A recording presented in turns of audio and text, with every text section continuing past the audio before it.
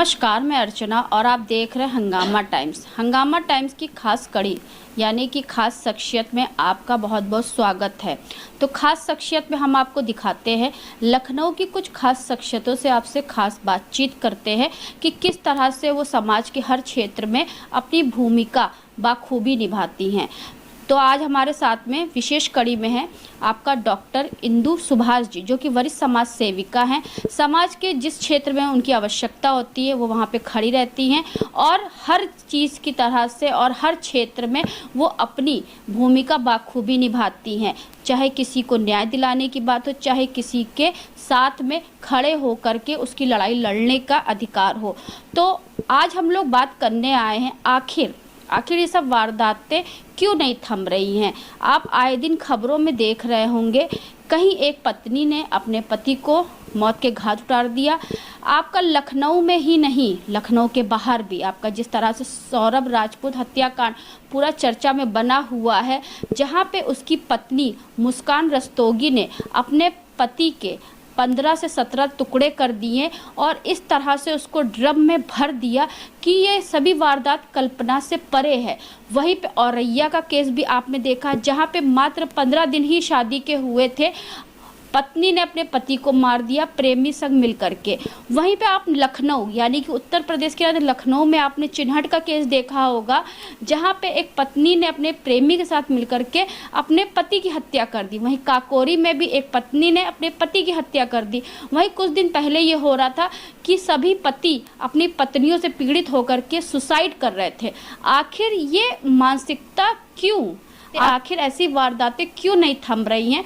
तो हमारे साथ में डॉक्टर इंदु सुभाष जी हैं, तो उनसे हम बात करेंगे आखिर ये वारदातें कब थमेंगी। आखिर ऐसी मानसिकता क्यों लोगों की आ रही है कि लोग, क्या जीवन समाप्त करना इतना आसान है? किसी का भी हो जीवन। तो मैम क्या कहना चाहेंगी इस पर? थैंक यू आपके प्रतिष्ठित चैनल के लिए कि जिसने ये बात उठाई और इस पर समय दिया।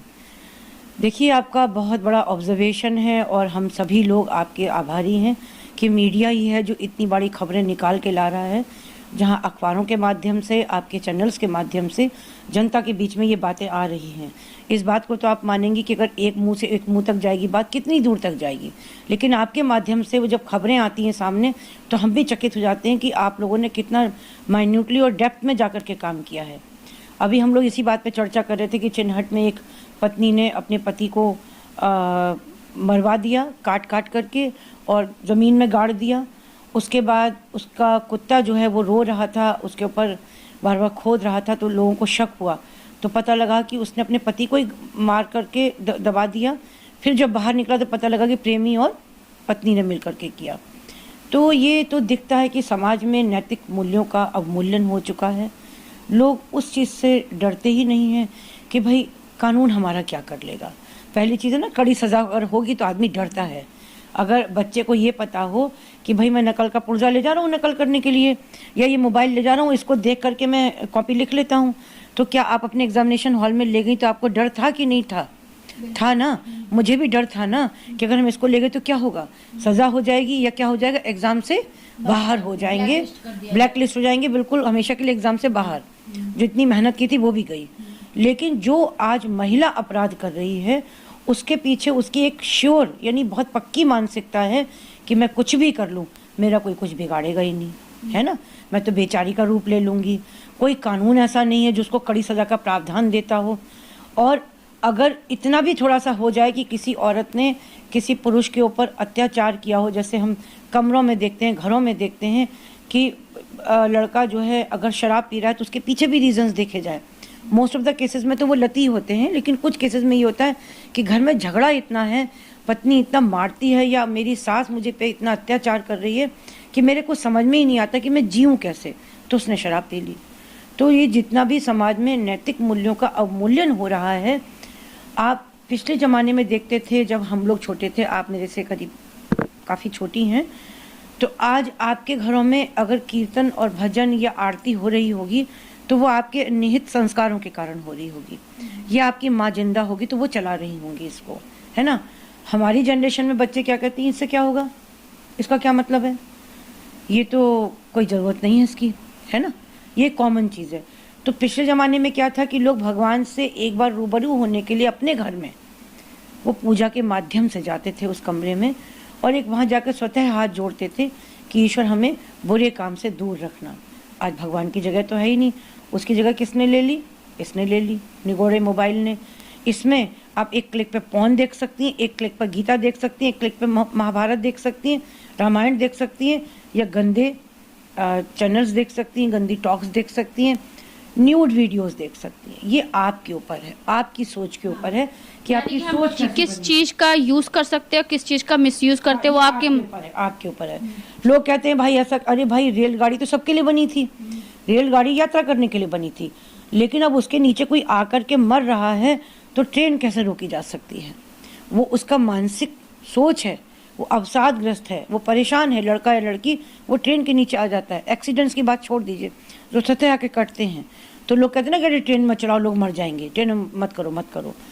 तो वो हमारी मानसिकता, हमारी विचारधारा, हमारा एक कॉन्फिडेंस, एक आत्मविश्वास, एक ऐसा विश्वास कि कोई ना कोई अनंत शक्ति है जो मेरे साथ चल रही है, जो हमें खराब करते हुए देख रही है तो हमें सजा देगी। ये जो मन में लोगों के भय होता है, वो भय खत्म हो गया है, विशेषकर लड़कियों के। एक सवाल हम पूछेंगे, जैसे आपने जब सौरभ राजपूत हत्याकांड के बारे में सुना, जहां उस बेटी का जन्मदिन मनाने के लिए आया था, उसका परिवार यानी कि मुस्कान की बेटी और सौरभ राजपूत खुद सब लोग डांस कर रहे थे। डांस करने के बाद उसकी पत्नी ने उसका नशीला पदार्थ खिलाया जिससे वो बेहोश हो गया। तो जब आपने ये वारदात सुनी और देखी चैनलों के माध्यम से, तो आपके माइंड में क्या आया? मैं जब इस घटना को देखी हूँ तो मुझे लगता है तब से मैं सो नहीं पा रही हूँ एक्चुअली, और मैं एकदम चौंक के उठ जाती हूँ कि ये हमारे ही सामने, हमारी आंखों के सामने हो रहा है कि कोई लड़की इतनी निशंस हो सकती है कि उसने बहुत सेट करके, यानी बहुत प्लानिंग के साथ अपने पति को उड़ाने की पूरी तरह सोची, और वो इतनी निशंस हो सकती कि उसने कट किया। अरे मैं कहती, मेरा छोटा सा कल कट गया था यहाँ पर, तो मेरे घर में जरा से कट में मेरे पति और बेटा दोनों आके चिपक गए कि इस पर बैंडेड लगाओ, ये लगाओ, खून निकल जाएगा। अरे इतना सा था बेटे, देखो ये छोटा सा कट था, बस केवल चाकू से लग गया था। किसी ने चिकन काटने के लिए चाकू खरीदे हों एक जीते जागते इंसान पर, जो केवल बेहोश था शराब पीने के कारण, जिसकी सांसें चल रही हों, उसकी नस को काटना, उसके दिल में छेद करना, उसके दिल के टुकड़े टुकड़े कर देना। ये तो हमने कहानी में सुना था, मर्चेंट ऑफ वेनिस में, कि वो उसका दिल निकाल लेगा तो काट देगा, तो पोर्शिया जो है मर्सी की विनती करती है। अरे भाई ये तो हमारे भारत में हो रहा है, जिसको हम लोग कभी कल्पना ही नहीं कर सकते। भारत में तो नार्यस्तु पूज्यन्ते, यानी यहाँ तो नारियाँ पूजी जाती हैं। ये ऐसी नारियाँ पूजी जाएंगी, ये कौन है? ये तो काली देवी भी नहीं है। काली तो दुष्ट का संहार करती थी, जो उसको बताया गया कि अगर प्रकृति नाराज हो जाएगी तो वो काली का रूप ले लेगी। और ये तो काली भी नहीं है, ये पूतना भी नहीं है। पूतना अपने स्तनों में जहर लगा के मार रही थी, इसने तो काट काट के मारा है। भैया ये कौन सी वाली देवी है? ये सूर्पणखा है? ये कौन है भाई? इसको निकालो। ऐसी कौन सी है जो मांस काट काट करके खाती हो? वो कोई तो देवी या कोई तो राक्षसनी होगी, जिनका कोई नाम ही नहीं। ये नई नई राक्षसनियाँ, लोग मुस्कान नाम रखने से डरेंगे। बहुत सी लड़कियां ये सोचेंगी भाई मैं अपना नाम मुस्कान से तो हटा लूँगा, मैं मुस्कान नाम तो नहीं रखना। एम आई राइट और रॉन्ग? सही बात है कि नहीं? लोग डरते हैं इस बात से। मुझे खुद बहुत दुख है इस चीज़ का, और मैं पूरी नारी जाति की तरफ से क्षमा मांगती हूँ पुरुष जाति से, जो हमसे जुड़े हुए लोग हैं, कि एक नारी ने ये जघन्य अपराध किया है। आखिर उस सौरभ का अपराध क्या था? एक सौरभ के जाने से एक नारी ने तो हत्या की, और उसके साथ उसकी माँ, बहन, छोटी बेटी, ये भी तो नारियाँ हैं जो प्रभावित हुई। आखिर इतनी कटुता, इतनी कहते उल्टा या और भी कितने खराब वर्ड्स हो सकते हैं। ये इतनी कुकर्मी लड़की में इतने बुरे संस्कार कहाँ से आए? तुम शरीर दिखा के नाच रही थी, जैसे हमने वीडियो में देखा, ठीक है? हत्या करने के बाद इतनी मौज मस्ती, और वो लड़का कैसा चुट्टे वाला ननुआ जैसा लड़का, जिसकी शक्ल ना सूरत। मैं तो जहाँ तक समझती हूँ अर्चना, अगर ये घटना पकड़ी ना जाती तो अगला हत्या किसकी होने वाली थी? उसी चुट्टे वाली की होने वाली थी, क्योंकि वो एक सीरियल किलर की तरह थी। जैसे हम लोग फॉरेन पिक्चरों में देखते हैं कि इस तरह हत्याएं कर दी गई मर्सीलेसली, वो खुद कट करी, लेकिन उसके पीछे ये चीज़ होती है कि उस आदमी ने उसका बलात्कार किया होता है या कुछ ऐसा गंदा काम किया होता है जिसके बदले में वो उस काम को कर रही होती है, ठीक है? लेकिन इतनी प्रतिशोध की भावना उस पति के लिए जो पैसा दे रहा था, जिसका प्रूफ उसका अकाउंट है, जो अकाउंट स्टेटमेंट जब मिला है, पुलिस ने चेक किया है, तो वो हर महीने पैसा दे रहा था। वो जो चुट्टे वाला लड़का था साहिल, उसके भी 20 मकान का किराया आ रहा था, यानी वो भी पैसे वाला था। वो उसका 8वीं क्लास का बॉयफ्रेंड था। किसी जब वो लड़की खाली हुई, पति था नहीं, तो उसने उसको एक्सप्लोर करना शुरू किया सोशल मीडिया के माध्यम से। उन लोगों ने मिले और सीधे सीधे फिजिकल रिलेशनशिप पे आ गया। बेटा आप तो जानते हो आज की तारीख में लड़कियां जो एक अपनी यौनी की शुचिता होती उसके लिए बिल्कुल भी कंसर्न नहीं है। पहले ये कौमार्य जो है ये बहुत ही पवित्र चीज़ मानी जाती थी, जिसको लोग बहुत डेलिकेटली और बहुत सीरियसली लेते थे। इसलिए लड़कियों की शादी जो है 20-22 के अंदर कर दी जाती थी और संस्कार बहुत अच्छे दिए जाते थे कि हमें अपने को बचा के रखना, मर्यादा के अंदर रखना है। आज तो आप देख रहे हैं सारी चीज़ें बिगड़ चुकी हैं समाज में, लेकिन अब जो ये बयार आई है कि हर 6 मिनट पर एक लड़की, एक पत्नी पति की नृशंसता से हत्या कर रही है, ये लेटेस्ट आंकड़ा है। तो भाई हमारी सरकार कब जागेगी? क्या करें?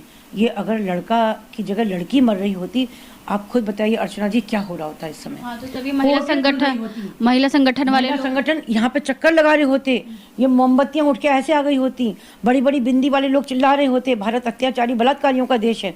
भाई अब किसका देश है? कुलटाओं का देश है, आर्य कुपुत्रियों का देश है, सुपरखाओं का देश है? किसका देश है भारत आज? समझ में नहीं आता हम अपनी आगे की संतति को क्या शिक्षा दे रहे हैं। लोग शादियां नहीं करेंगे, हमारी संस्कृति बिल्कुल बर्बाद हो रही। पाश्चात्य के लोग हमें देख करके सीख रहे हैं कि हमें संस्कारों में रहना है, हमें कुछ खाने का सिस्टम ऐसा करना है, हमें भगवत गीता पढ़नी है। ये कर क्या रही हैं लड़कियां? जब जगती हैं तो रील चलती है, जब सोती हैं तो रील चलती है, या कहीं मटक मटक के रील बना लेती हैं। आपने खुद मुस्कान की रील देखी कि कितने अर्धनग्न स्थिति में वो मटक मटक करके डांस कर रही है, और पति के मरने के बाद यहाँ सब रंग पोत करके कहाँ पे होली वोली खेल रही है। अरे भाई कैसे तुम हाथ नहीं देख पा रही हो अपने कि तुम्हारे हाथ खून में सने हैं। अभी थोड़ी देर पहले की खबर है कि उसने अपने नशे की डिमांड की है और ये कहा है कि साहिल मेरे साथ रहे। ये देखिए, मतलब स्वच्छंदता की हद हो गई। लड़की जो करे सारे खून माफ, 7 खून माफ उसके। भाई जब निर्भया की हत्या हुई थी, आपको याद होगा, कोर्टें रात में खुल रही थी, न्याय देने के लिए कोर्ट खुल रही थी। अगर कोई बड़े प्रतिष्ठित व्यक्ति के साथ कोई केस होता है तो रात में कोर्ट खुल जाती है। भाई अब कोर्ट क्यों नहीं खुल रही? अब क्यों नहीं न्याय हो रहा? 9 दिसंबर को अतुल सुभाष ने आत्महत्या की है। 150 पन्ने का पेज लिख करके उसको बोल करके मरना। आप सोचिए ना, एक तो होता है कि आदमी झटके में आया, खटाक से लटक कर मर गया। भाई उसने तो पूरा सोच, भाई उसने 150 पन्नों को लिखना, उनको पढ़ के सुनाना। उसकी आत्मा हर क्षण रो रही थी। वो जब लिख रहा था तो उसको अपनी माँ रोती हुई दिखाई दे रही थी, बेटे के हाथ छूटते हुए दिखाई दे रहे थे, उसको अपना भाई छूटता हुआ दिखाई दे रहा था कि जिंदगी में इनको नहीं देख पाऊंगा। लेकिन वो अंदर से इतना आहत था और इतना उसके अंदर एक फीलिंग ऐसी आ चुकी थी कि शायद मेरे मरने से वो बदला हो सके। लेकिन आपको क्या लगता है बदला हुआ? कुछ स्टेप लिया गया? नहीं लिया गया ना। निकिता जिसको कि दबाव में एक दबाव था कि उसको गिरफ्तार किया गया, बहुत जल्दी वो बेल से छूट करके आ गई। क्या लड़का छूट के आ सकता था? नहीं ना। उसके बाद लड़की अगर मर जाती है, उसकी अंतिम इच्छा होती कि मेरे बच्चे को मेरे माँ बाप को दे दिया जाए, तो शायद उसको उठा करके दे भी दिया जाता। लड़के ने ये इच्छा की थी, अतुल सुभाष ने, कि मेरे बेटे को मेरे माँ बाप को दे दिया जाए, वो उसकी अच्छी परवरिश करेंगे, अच्छे संस्कार देंगे। किसको दिया गया बच्चा? निकिता को दिया गया। मैं आपके प्रतिष्ठित चैनल के माध्यम से माननीय सुप्रीम कोर्ट से ये प्रार्थना करना चाहती हूँ, निवेदन करना चाहती हूँ कि वो अपने इस निर्णय पे पुनर्विचार करे कि जिसका बेटा, अतुल सुभाष का बेटा हॉस्टल में रह रहा था भाई 3 साल की अवस्था में, आपको पता है ये बात, वो हॉस्टल में रह रहा था। हॉस्टल में कौन से परिचित लोग थे उसके? नहीं थे ना।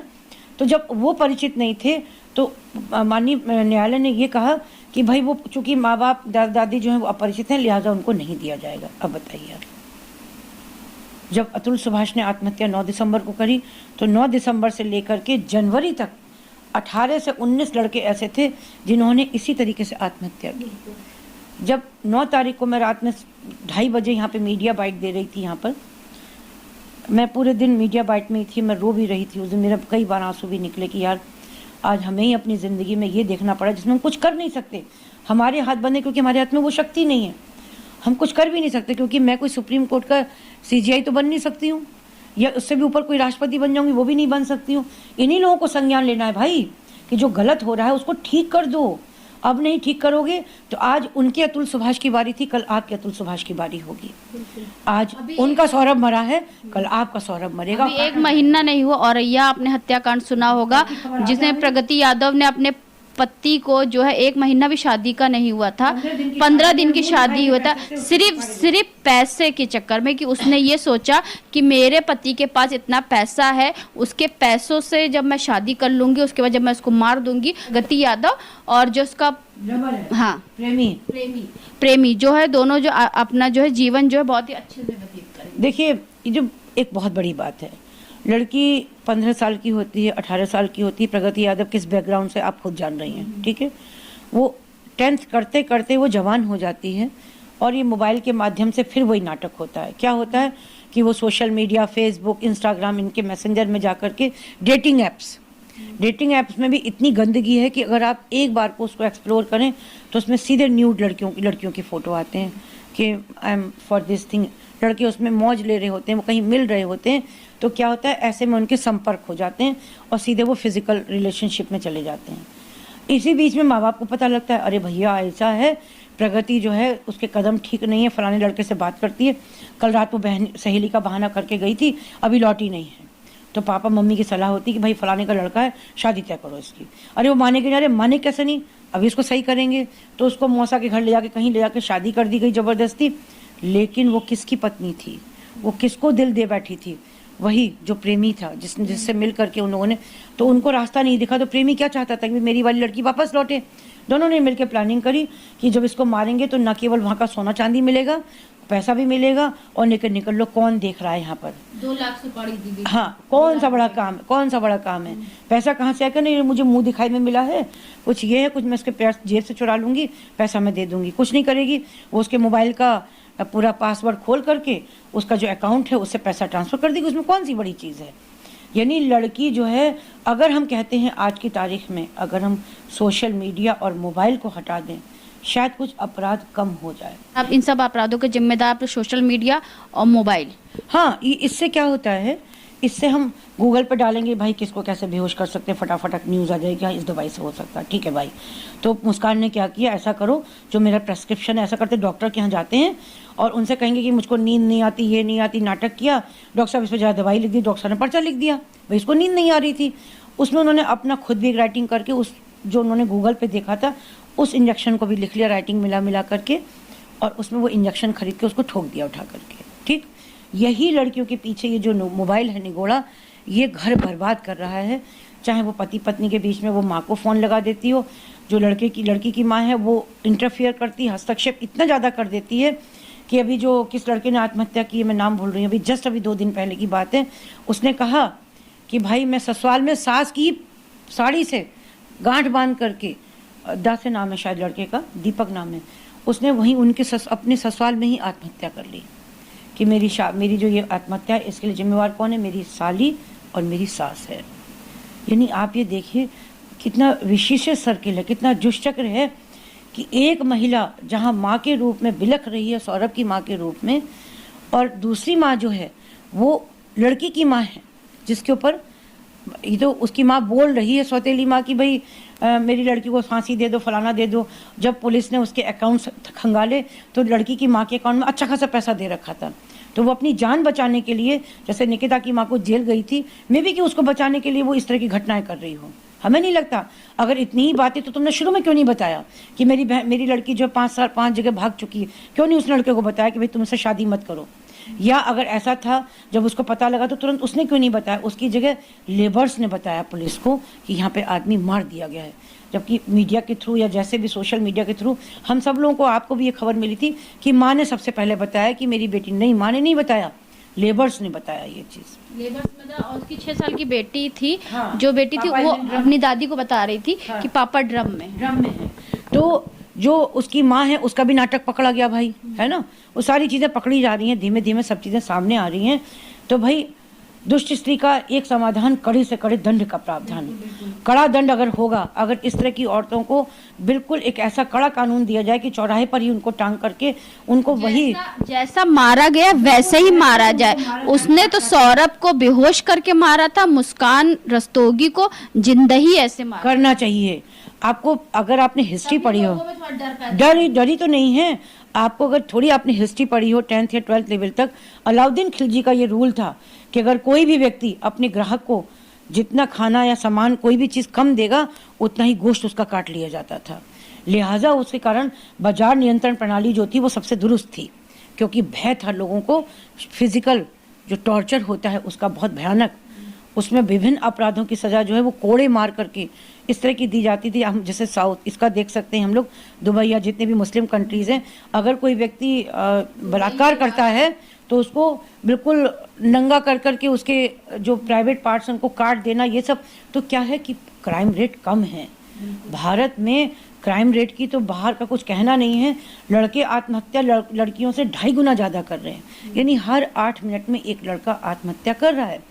तो भारत में जो 51% पुरुष हैं, कहीं ऐसा ना हो कि वो 11% रह जाएं। फिर ये मुश्किल होगी कि क्या वो 5 लड़कियों को एक लड़के से शादी करनी पड़ेगी या 10 लड़कियों को एक लड़के से शादी करनी पड़ेगी। ये बड़ी मुश्किल आ जाएगी। ना करवा चौथ मनेगा, ना रक्षाबंधन मनेगा। जितने भी त्यौहार हैं वो बेटा बेटी पे या ना बच्चों पे आधारित हैं भारत में। तो ये बहुत विकट समस्या है, बहुत विकृत मानसिकता है, और हमारा समाज जो है वो बिल्कुल पतन की ओर जा रहा है। अगर हम अब नहीं जगे तो फिर कब जगेंगे? सरकार कब जगेगी? भाई ये कौन सी राजनीति है कि लड़कियों के वोट मिलने चाहिए, औरतों के वोट मिलेंगे, और आदमियों के वोट तो जाति में बटे हुए हैं कि मुसलमान के कितने उसके कितने। औरत का वोट औरत में ही बटा है। जैसे मान लेते हैं कि निखिल जी को चुनाव लड़ना है तो वो कहेंगे मैडम आपके इलाके में जैन कितने? भाई साहब 5 हैं। मुस्लिम कितने? 15 हैं। अच्छा भाई, वो हिंदू कितने हैं? जो गुप्ता लोग हैं, बनिया लोग कितने हैं? अब महिलाएं, मैडम महिलाएं कितनी हैं? तो पुरुष का वोट बटा है किसमें? जाति में। उनको जाति समीकरण बैठाने पड़ते हैं। जैन इलाके से जौन को खड़ा करेंगे, मुस्लिम इलाके से मुस्लिम को खड़ा करेंगे। लेकिन औरतों के लिए सिर्फ उनको वोट में क्या करना है? फ्री करना है। उनको हेल्पलाइंस देनी है, उनको छूट देनी है, उनको ऐसी चीज़ें देनी है कि वो बेखौफ होकर के बिल्कुल राक्षसी बन चुकी हैं, स्वच्छंद हो गई हैं। एक कहानी आपने सुनी होगी गुड़िया के त्यौहार की। गुड़िया क्यों पीटी जाती है आपको पता है कि नहीं? नहीं पता है, कहानी सुनाते हैं। गुड़िया जो है इस उसमें पीटी जाती है कि जब इंद्र का दरबार था तो उसमें एक अप्सरा थी, अभी नाम नहीं याद आ रहा है, अगली बार इसको पकड़ेंगे आपको पूरी कहानी सुनाएंगे। तो वो उसका रेप नहीं किया था इंद्र ने, लेकिन उसने सब जगह फैला दिया। और उसके बाद जब पूरा पर इन्वेस्टिगेशन हुआ तो पता लगा उसका किसी ने रेप ही नहीं किया था। लिहाजा देवताओं ने सबने मिलकर उसको खूब पीटा। तो जो पीटा था वो वही अगस्त का महीना था। तो वो मिसयूज ऑफ लॉ ना हो, लड़कियां मर्यादा में रहें और झूठ ना बोलें किसी पुरुष पर झूठे आरोप लगाने के लिए। लिहाजा गुड़िया पीटी जाने लगी। पहले तो लड़कियों को पता था, लेकिन लड़कियों के लिए सिंबॉलिकली आर्ट इसकी दुपट्टे की कपड़ों की गुड़िया बना बना करके उनको डंडों से आज भी पीटा जाता है। लेकिन उसके पीछे लोगों को कहानी नहीं पता है। लोगों को ये पता होना चाहिए कि ये झूठ बोलने की कड़ी सज़ा थी, कि उसको डंडे बरसाए गए थे देवलोक में। तो मृत्यलोक में क्यों नहीं कर रहे हो भाई? यहाँ तो सारा नंग नाच हो रहा है हर तरफ। अब कब जगोगे भाई? कब ये सुध आएगी? क्या अपने घर में किसी वारदात के होने का इंतजार है सब लोगों को? क्या चाहते हैं नेता लोग कि ये नंग नाच इतना विभत्स हो जाए कि मान लीजिए कोई लड़की थाने में जाए तो वहाँ पुलिस पे ही वार कर दे? आपने देखी ऐसी? अभी आया कि वो पुलिस थाने में पुलिस को चप्पलों से मार रही। अरे तुमको डर ही नहीं है बिल्कुल? तुम डर क्यों नहीं रही हो भाई? तुम पे, क्योंकि तुम पे कड़े सजा का प्रावधान नहीं है। तो ये बहुत ज़रूरी है अर्चना जी। जहाँ पे महिलाओं पे अत्याचार होता है तो संविधान में बहुत सारे जो है नियम कानून बने हुए हैं उनके फेवर में। तो पुरुष समाज के लिए क्या है?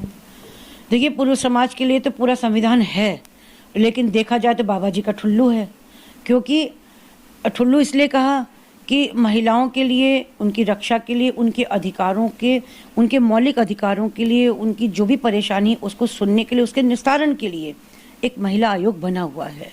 ठीक है, अगर हमें जानवरों की दिक्कत होती है, भाई किसी जानवर को मारा जा रहा है, उनको समूह में नरसंहार किया जा रहा है, उनके मांस को बेचा जा रहा है, या कोई कुत्ता बिल्ली या कोई ऐसी स्पीशीज़ है जो बीमार मतलब परेशान है, तो हम कहाँ जाएंगे? पशु मंत्रालय जाएंगे, पेड़ पौधों के मंत्रालय जाएंगे। भाई तो इन जो पुरुष है क्या वो इन सब से घिरा हुआ है?